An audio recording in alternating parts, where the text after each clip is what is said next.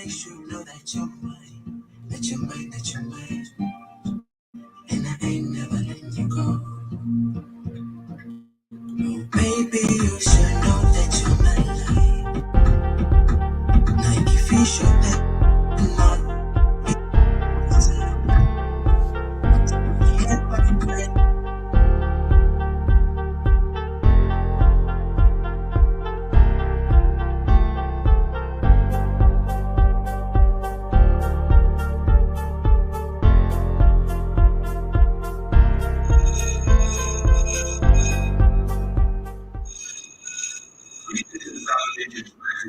Robinson, all the way in Switzerland, and you're tuning into the Black House Fire Radio, and you're listening to the African Diary Show with Cathy. That's it.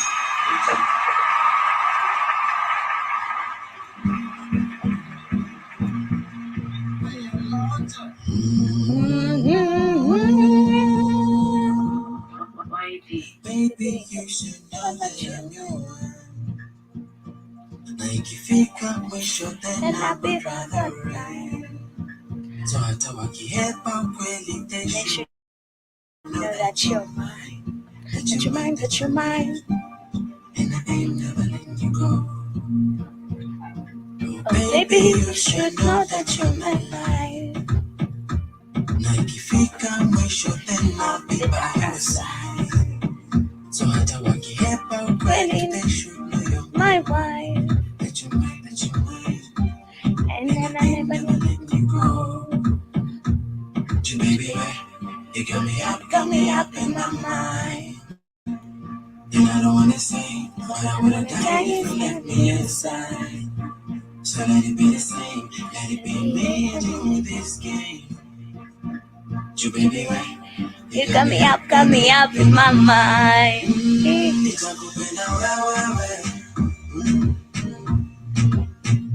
In every way. I'll take you just that way. Itakupenda wewe.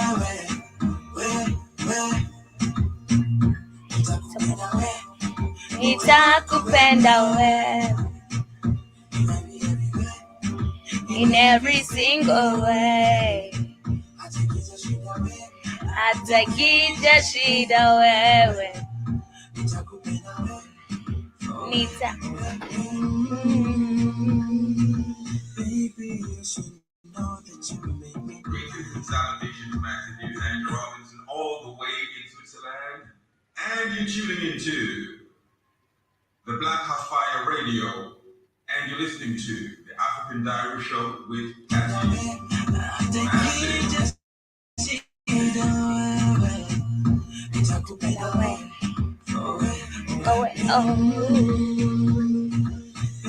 You should know you make me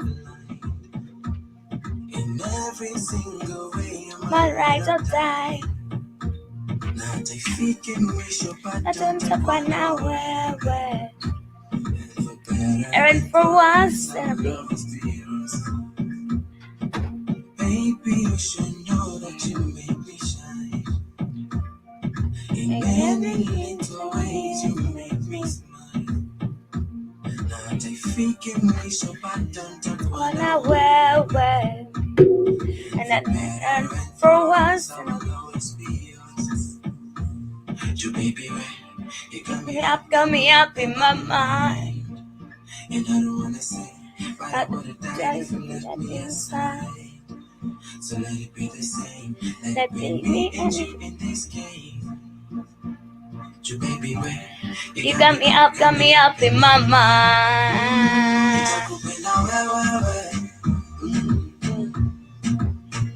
In every way.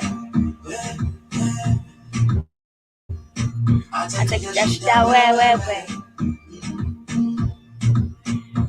Talk that way.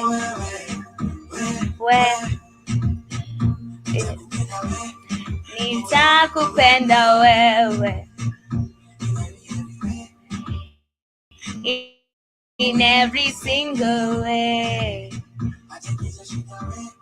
I take All the way in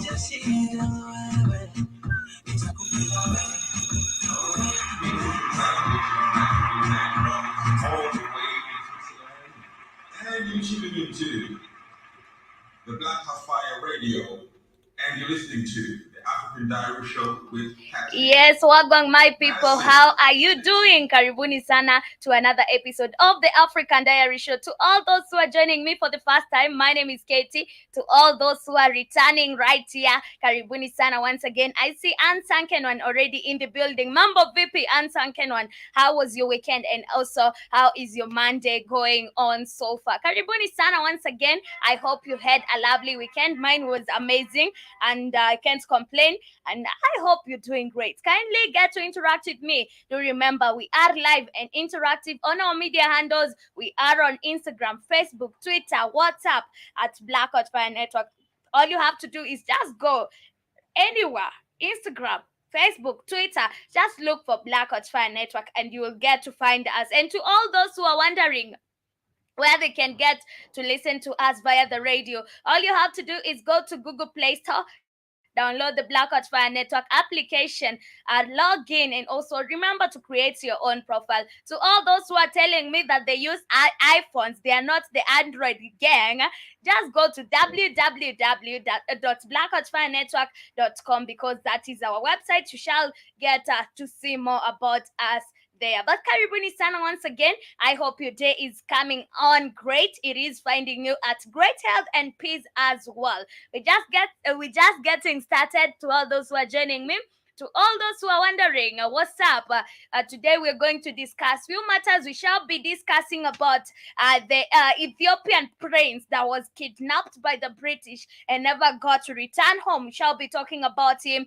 Also, we shall be discussing a few things about the African puppets. I've seen Ruto talking to the French. I've seen also Ramaphosa saying that Africa should be independent, that Africa should not be considered as a land of slavery, or rather we shall be seeing what he's talking about. And now I'm wondering, why is he talking about all this? Yet we saw him going to Ukraine and talking about or Russia, talking about peace, while he's not even able to bring peace to his own country. Remember on Friday, I was asking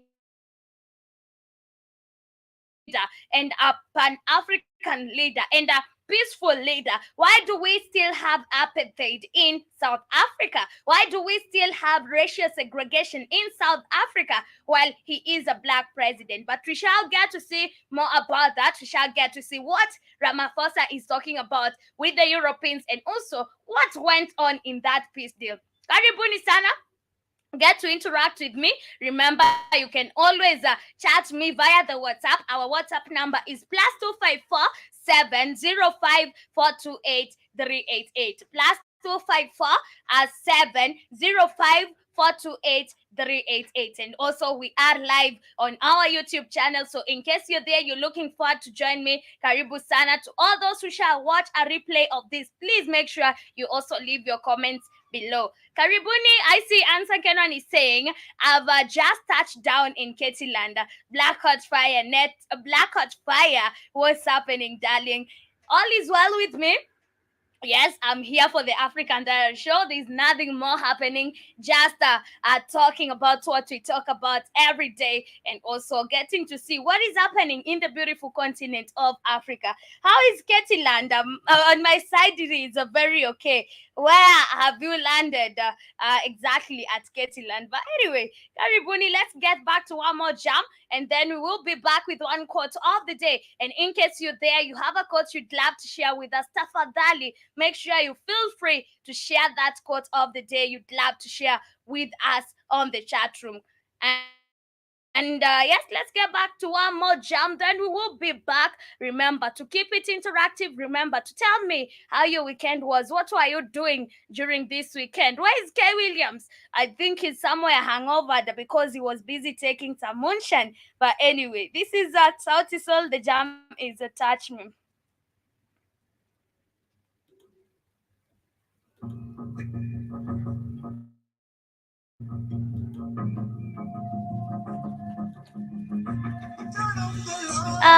pretty baby. Put on some make love song. Turn on the noise, pretty darling. Play me some love. See so.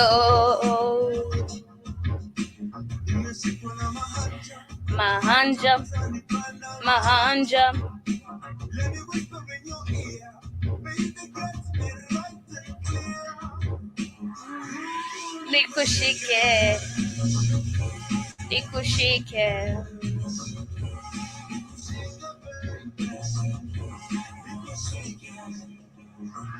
And to say yeah,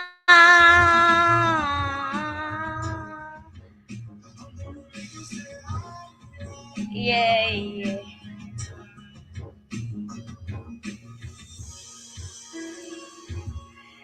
Yes, my quote of the day says happy Monday, happy new week. Get to enjoy this week and make sure whatever you're working towards brings you happiness and also reap the fruits or rather reap whatever you're sowing this week, maybe by the end of the week. We shall get back now to the conversation of the day. I don't want to waste.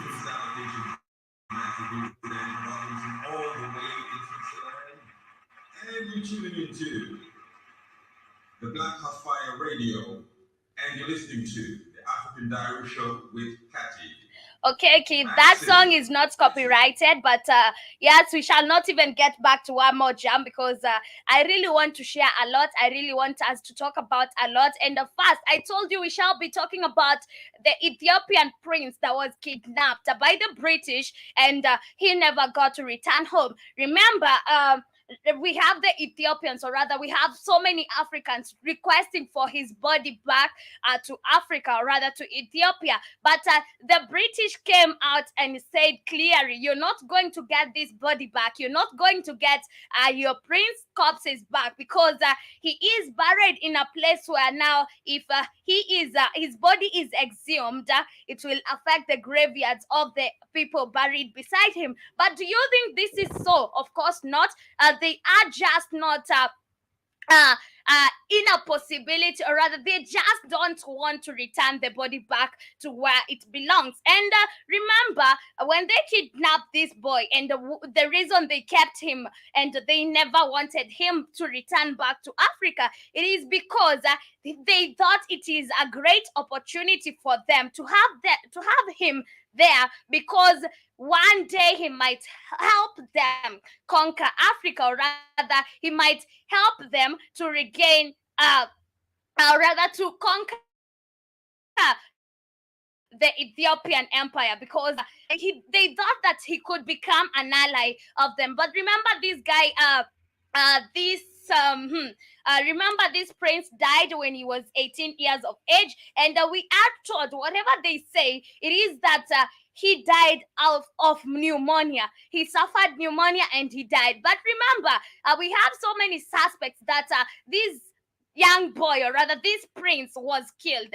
Why is this? Because I've seen so many stories, and the reason they say that this prince was killed, it is because he was never happy there. He really wanted to come back, but he could never come back. And this is why they say so many, like, we have so many claims that he was killed. And it wouldn't be a surprise to have evidence that they killed that Ethiopian prince, because one, they kidnapped him. They stayed with him for more than 10 years. So what more wouldn't they do with him? Remember also, they have killed so many African people. What could even now defend them from killing the prince? It doesn't make sense. But before we get to this video, I have so many videos to share with you. And I see Ansan Canon is saying, is Keith Williams a moonshiner? Probably. I've never seen him drunk, but he's always talking about people drinking moonshine, and that's why I keep on thinking that he's a moonshiner. But I have no evidence on that. They're just allegations. But I see Ansan Canon, you're saying bullshit. They don't want to give evidence of their crimes against him. Very true. You would find that this boy has so many scars. And also remember, if the body is retrieved and given back to Africans, we would find the cause of his death, because they said it was pneumonia. He died out of pneumonia. But not so many of us believe that this boy, or rather this young prince, died of pneumonia. So it is just nonsense. It is just a lie, and this is why they don't want to return the body back to Africa. But I see Kid, you're saying they killed him in Britain and they wouldn't allow him to come back to Africa so he could take power and stop European influences. Very true. And also remember, they thought that this young king would, young prince would now start collaborating with them and become an ally of them. So I think that is one of the biggest reasons why they had him for so many years, and also they ended up killing him. But I got this video to share with you.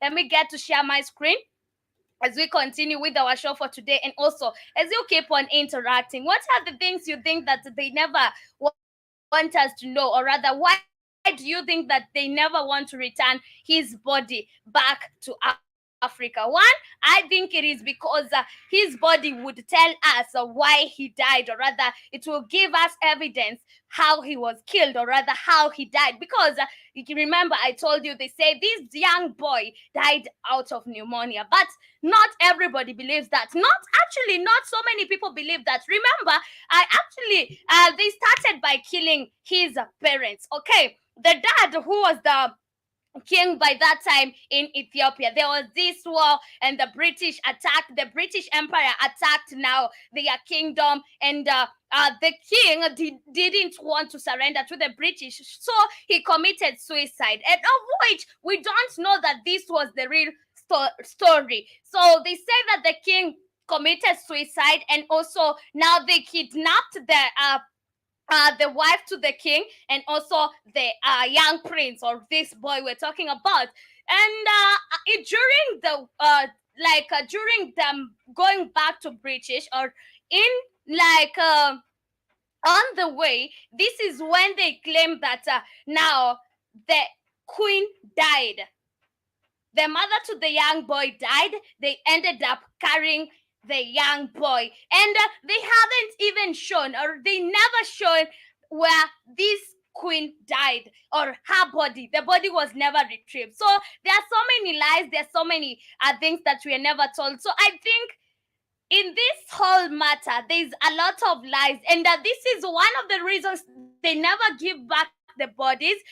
They never give back the corpses, because they know that whenever we have those bodies, we will be able to tell what killed this young boy. But anyway, let's get back to this video, and also keep it interactive with me. Do let me know what you think about the matter.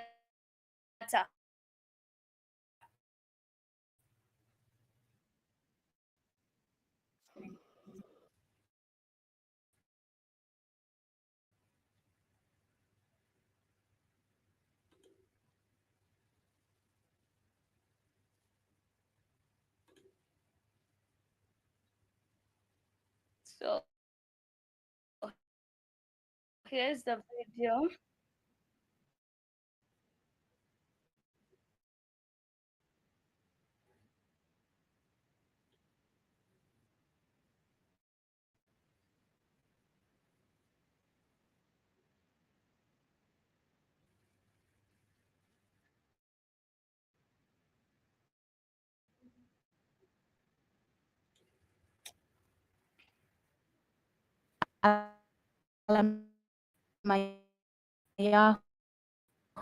was an Ethiopian prince born on April 23, 1861, Tewodros II, prominent ruler who sought to modernize Ethiopia during his reign. When Prince Alemayehu was just 7 years old, his father's reign faced a significant challenge. British forces invaded Ethiopia seeking the relief. You see, what happened was that in an effort to strengthen his empire, The emperor sought an alliance with the British, but his requests were ignored by the emperor detained some British people who were in his kingdom, and this action gave Queen Victoria the excuse she needed to further expand her territory in Africa. She immediately sent a huge military invading force to attack the kingdom. Unfortunately, the emperor's army was overwhelmed, and he was captured and chose to take his own life. History has recorded that the emperor took life of the prospect of taking a great emperor hostage. After the emperor's suicide, the British burned and looted the city of Magdala, including its churches. They looted many treasures, including the emperor's crown. Imagine, these are the same people. We believe that they are our gods. These are the same people. We believe that we can work together. These are the same people. We worship up to date. It is crazy believing that these people were not the same people who are right now. Crowns, shields, swords, ornamental saddles, goblets, gold crosses, paintings, illustrated Bibles, manuscripts, as well as various other possessions of the Ethiopian royal family. Prince Alemayehu became a prisoner of war. Both he and his mother were captured and taken captive. On the way to England, his mother passed away. Prince Alemayehu found himself under the care. They say the mother passed away. What happened to the mother? They need to tell us the truth. Maybe they killed her and they buried her, or rather they left her dead body to be eaten by animals. Of a British army soldier named Tristram Speedy. Speedy was appointed guardian of the prince and was in charge of his life. Tristram Speedy took Prince Alemayehu to India first, where he worked as an army officer, and later to England. When he arrived in England, he was sent to rugby school in Britain. After completing his study in 1878, the prince at the Royal Military Academy Sandhurst, which is the British Army officer. Remember, these people were not educating this young boy because they really wanted him to be educated. They were educating him with an aim of taking advantage of him and knowing that now we could use his educated self and use him as an ally so that the Ethiopians would work with us. Training center. The British government educated him under the belief that he could one day become a valuable ally for their interests in Africa. Many accounts of the prince's experience at the officer training center suggest that he was unhappy to be there. In 1879, at the age of 18, Prince Alemayehu contracted pleurisy. Remember, there's this other video. I hope I have the video I share with you. You hear that this young boy was kept as a pet by the Queen. Queen Elizabeth Queen Victoria. They took the young boy. She used her, or rather, she used to take him as her pet. Imagine. He was being treated as a pet. Severe respiratory illness.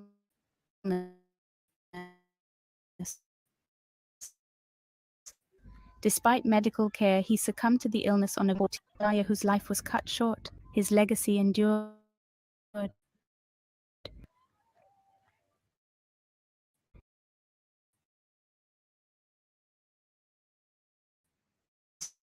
Of Ethiopia's strength and the resilience of its ether. Unfortunately, Buckingham Palace has declined an official request to return the remains of this great prince. The extreme could affect others buried in the catacombs. To date, many Ethiopians desire for his... And of course, it is a lie. It is a lie. They just don't want to give back the body. And it is crazy. You'd even wonder what they are keeping this body for. But anyway, there's this other video I need to share with you. And it is still about his death and also how they kidnapped this young boy. So let me get to share my screen on this side as we continue. Back home. Buckingham Palace has declined an official news. British royal family rejects calls to return kidnapped Ethiopian prince body back home. Buckingham Palace has declined an official request to return the remains of an Ethiopian prince who they kidnapped, then held hostage for several years, and then unceremoniously buried in a British catacomb in the 19th century. Who is Ethiopia's Prince Alemayehu colonizers kidnapping and murdering his whole family? In 1862, in an effort to strengthen his empire, the prince's father, Emperor Tewodros II, sought an alliance with the British, but his requests were ignored by the then Queen Victoria. Angry immediately sent a huge military invading force to attack the kingdom.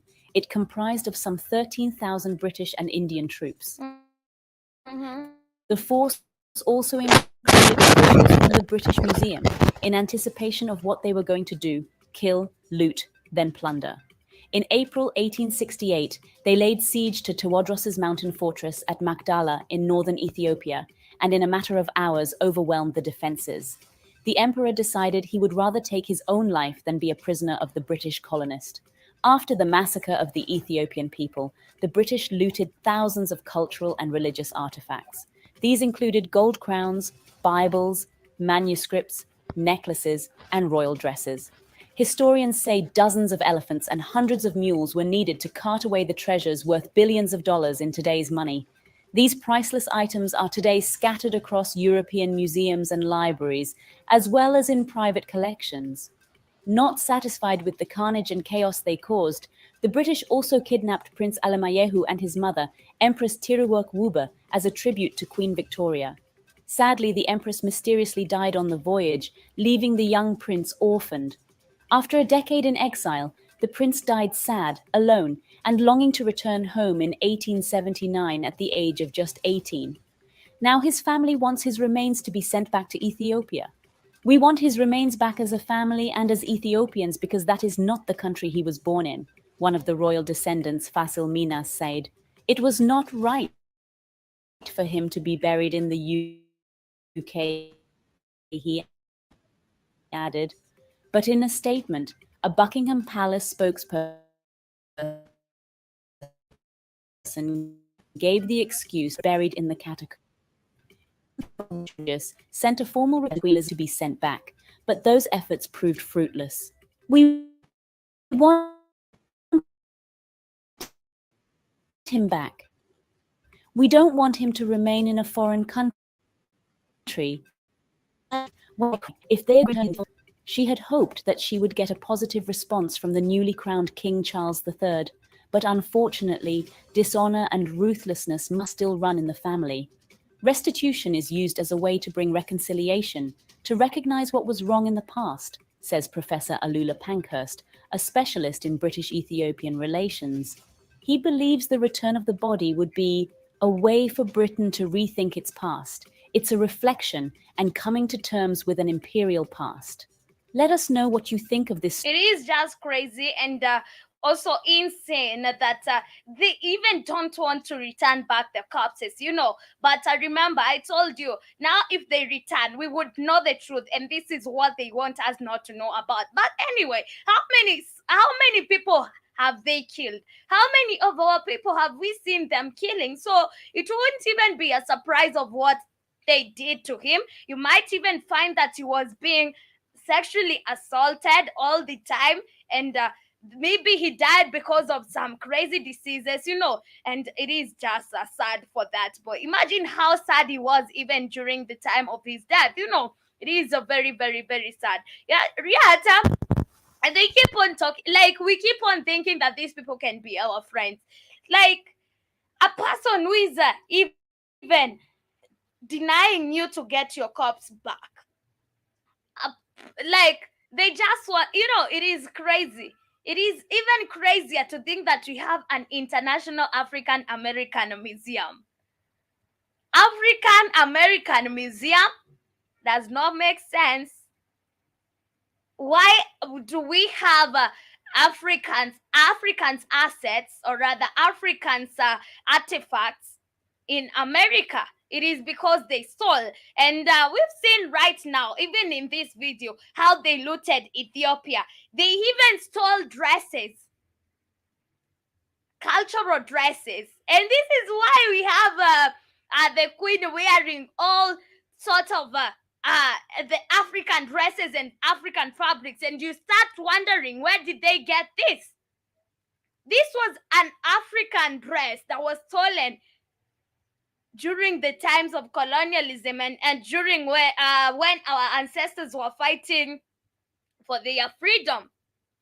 It is crazy, very crazy. We saw Prince Charles' inauguration, how he had a hat full of bronze and diamond. Yet they don't own any. Those were the bronze and diamonds they stole in Africa. Okay, it was very stupid of Ramaphosa saying that Africa, we are not beggars. Yet, we saw him moving from Africa to Russia and Ukraine to create peace to those people. Or rather to try and bring things into calm with those people. What? Like, why did you need to go there? How is even that matter between them? How is war between the two countries affecting you as an African president? You're the one telling us Africa is not land for beggars, but you're making us look like beggars. What were you going to do in Russia? You were just going to beg for attention and relevance, I mean. And those people don't even notice you're there. They don't notice. They are just like, Africa, for them, they can manufacture all the weapons they want because they have our resources. And for them to blow Africa up, it is just by a blink of an eye. If Russia decides to destroy Africa, we will be destroyed. If they wake up and feel like we don't want these Africans here, imagine they will do that. But you, as a stupid African who even doesn't manufacture a single bullet, you decide, okay, today I'm going for a peacekeeping mission to the United States, to the Russia, to the Ukraine. That was very stupid of Ramaphosa, also the Congolese president, the Zambian president. That was very stupid of you, but I think you need to know even your lanes. You think you're going to bring peace there while you're leaving them to come and take advantage of your country. That is, they are getting now an opportunity, thinking that you people, you are allies, you are their friends, while they don't see you as their friends. They actually see you as stupid people. Anyway, there's this video of Ramaphosa talking about Africans not being beggars. Let me get to share this as we continue, and also we get to hear what South African president had to say to people.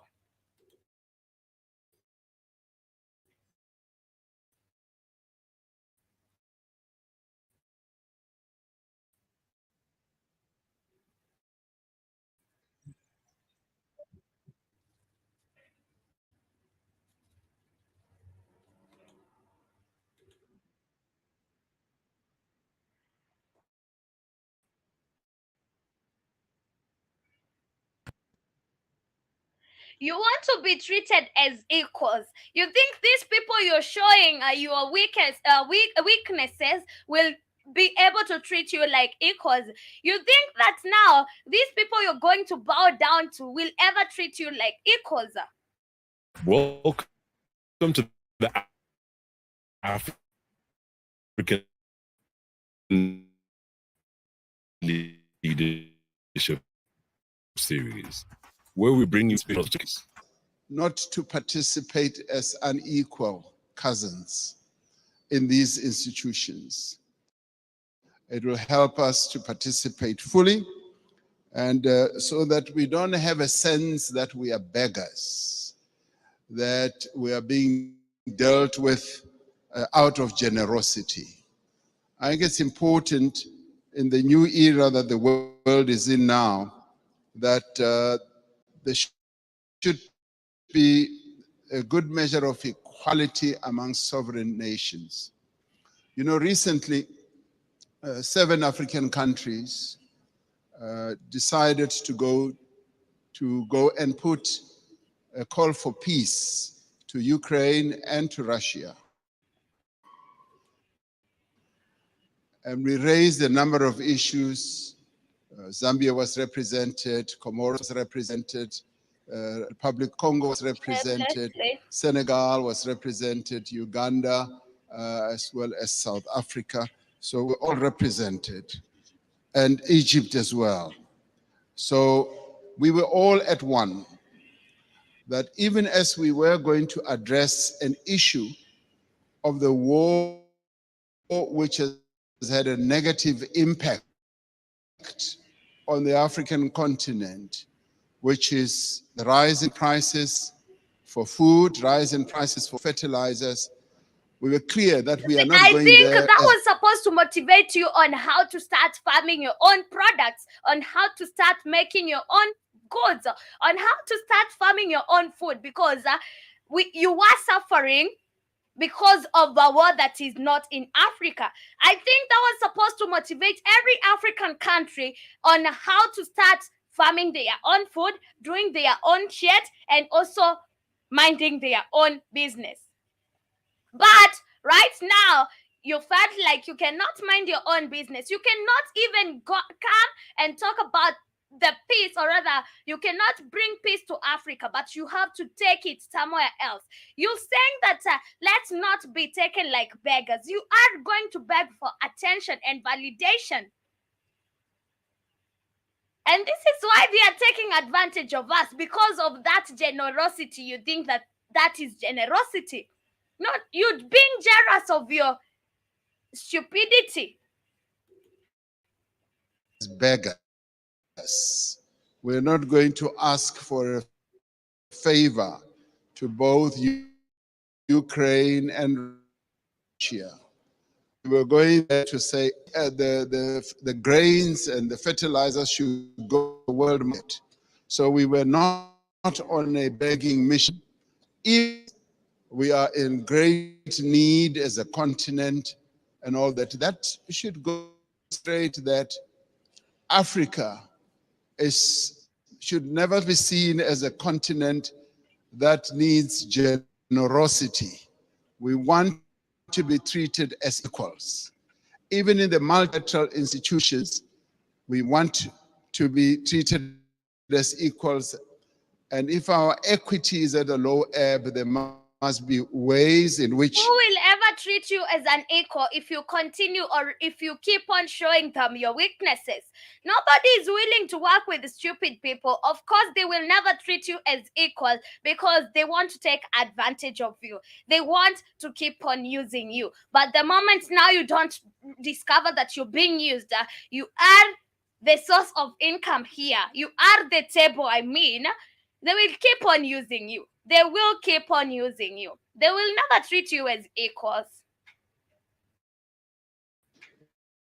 That can be addressed. To us, this is very important. Our sovereignty, things that we hold, and we demonstrated that very clearly, both President Zelensky and to President Putin, when it came to this issue.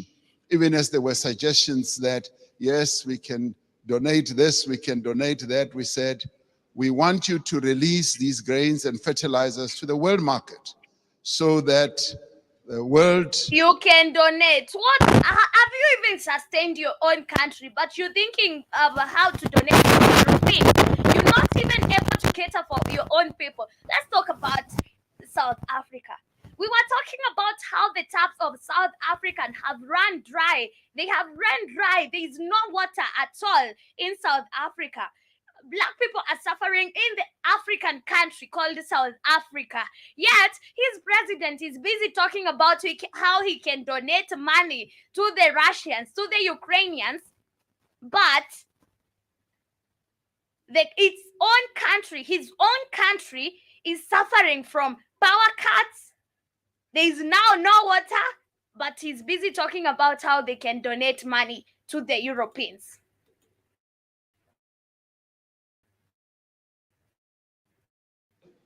Can trade in these commodities and other issues we can handle in a different attitude. Africa has we want to be key players on the world stage, want to be key players even in markets and in the MDBs. Now,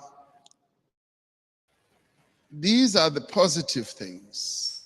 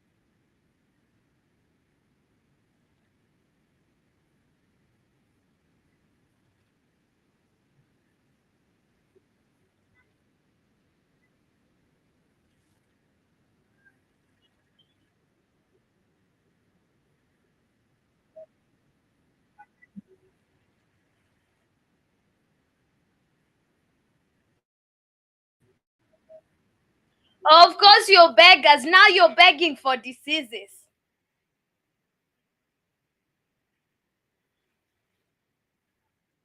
What we've seen actually, African puppets, it's always a begging, even for attention, begging for validation from the Europeans. And I wonder, why can't we just stand on our own feet? Because we have all the resources, we have all the raw materials we require to make sure that we have everything running in Africa. Why can't we stop being intimidated by the Europeans? Why can we stop begging for even them becoming trade partners? Because they are never going to be our trade partners. They will always be our oppressors. Why can't we stand strong and say, we as Africans, we are able to do without you? Why is it always the Europeans coming in, the Chinese coming in? Why is it this?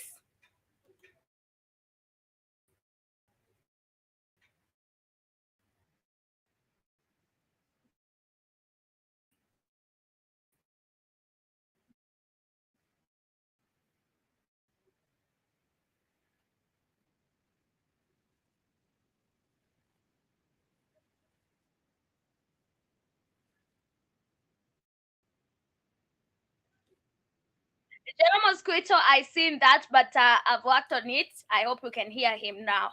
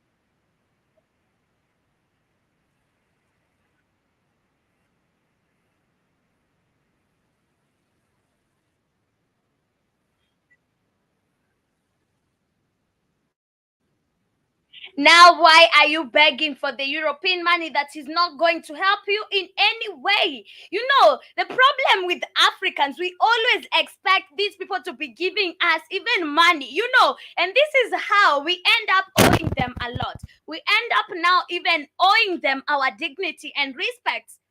That is why they feel like they are so entitled to tell us even what to do with our moral values. That is why they can come to Africa and comfortably say it is okay, and you are not observing the human right by saying no to homosexuality. You know, this money we keep on taking from these Europeans is the money that is going to cost us everything, going to cost us even our countries.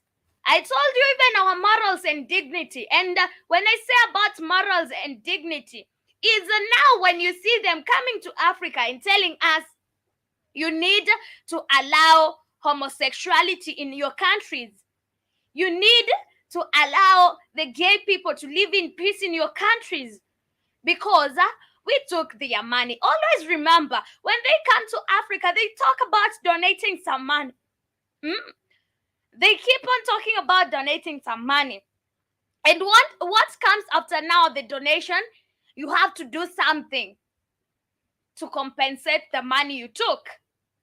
So why as African people can't we stand on our own and say no to foreign intervention? Why can we say no? Can't we say no to these Europeans coming to our countries and being entitled over us? And this was just a puppet talk. I will not even share the rest part because it is just a puppet talk.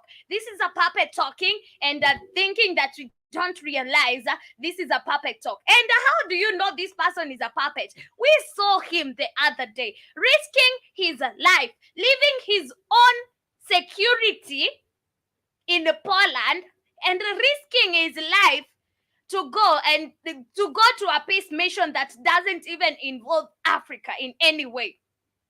Yet we still have war in Africa. We still have African people getting displaced every day of their life because there's war in Africa. But he's busy going to take peace to other continents than keeping peace in his own country, or rather his own home continent. I just feel very bad how these people take advantage of even their citizens, and they just want us to believe they are good people. They are doing all they are doing out of goodwill, and they want the best for us. Today, early in the morning, President of Kenya, the Kenyan president, went on and signed into law the finance bill. Remember, we talked about the finance bill. I told you how expensive things are going to be right here in the 254. I told you about how expensive life will be here in the 254. So many people complained. He threatened the parliamentarians if they will not sign the bill into law, their counties and constituencies will not experience growth. They will not be part of the bill. They will not be getting any money from the government. And what did they do? They just said, okay, at the end of the day, we need money for our counties. We need money for our constituencies. And what did they do for them to be getting that money? They said, okay, to the finance bill. Now, imagine right now who will suffer. It is us, the common citizens. Us. Imagine. It is insane and crazy. And also what is more even crazy is that now African people think that these puppets are there talking about something that makes sense to everyone. They are just there doing their puppet talk. Of course, you'll not see anything changing with whatever Ramaphosa said. He's just saying that to please maybe the target audience, but not you. He's just talking. I mean, he's just talking and then nothing will happen. Of course, we are beggars. Africans, we are seen like beggars, and it is true. No lie, we have become beggars. We beg for everything. We beg for money loans, of which at the end of the day, we're begging for it, and we will end up paying that money. And we will not even end up paying the amount we borrowed. We will end up paying double or thrice the money we took. Yet, we were begging for that money. Does that even make sense? It doesn't make sense to me. It only makes sense to the puppets because they are just talking for us to listen and think that they are talking some words of wisdom. You know, it is insane, very sad to know that we don't have real leaders right here. And this is why we shall keep on suffering, because we're also afraid of speaking up. We are also afraid of now, what will they say if I talk? And this is why we always face injustice. The Europeans will always take advantage of us. If now Ramaphosa is saying that we want to be treated like equals, we're never equal to them. They will never see us as equals. And imagine if we were even to be put in a measuring scale, we weigh a lot than them, way better. We weigh way better than them. But you want to be treated as equals with the people without anything in their countries. People who want to take advantage of you. People who have been stealing your things from you. I think it doesn't make sense for me. It was just a puppet talk. Whatever we're seeing these presidents, I saw also the Kenyan president talking about the Kenyan president talking with the French president and telling them, "You listen, you have been you have been running things your own way, and we want it to be done how we set like we sit down. We want things to be run like this." Doesn't make sense. But before we get to the before we get to the end of our show for today, the main focus of today is about the International African Museum, African American Museum. And I'm even wondering, why do we have an African American Museum? Why do we have an African American Museum? If you want to see African artifacts, come to Africa. We have African museums. But why do we have African American Museum? The International African American Museum will soon open in Charleston, South Carolina, at one of the country's most historical, significant slave trading ports. Okay? Overlooking the sacred site of Gadsden Wharf, at which an estimated 45% of the enslaved Africans entered America. The museum houses exhibits and artifacts exploring how African Americans' labor and resistance shaped the nation and the world. It also includes a genealogy research center to help families trace their ancestors from their arrival on American soil. Okay, this is a good thing. I think it is a positive thing, and at the same time, it is a negative thing, because the moment now we start opening African American museums in America, we give them an opportunity to keep on stealing our artifacts. We keep on, we're giving them an opportunity to keep on keeping our artifacts. We saw we had artifacts looted from Nigeria, Benin. We had some returned, and they still holding so many of our artifacts. And how sure are you that this African American Museum, it is actually owned by the African Americans? Of course, it is not owned by the African American. What if this is a strategy of collecting data of the Africans in America? Because they are saying that this like the whole museum also includes a genealogy research center to help families trace their ancestors from arrival on American soil. You know, I told you it has.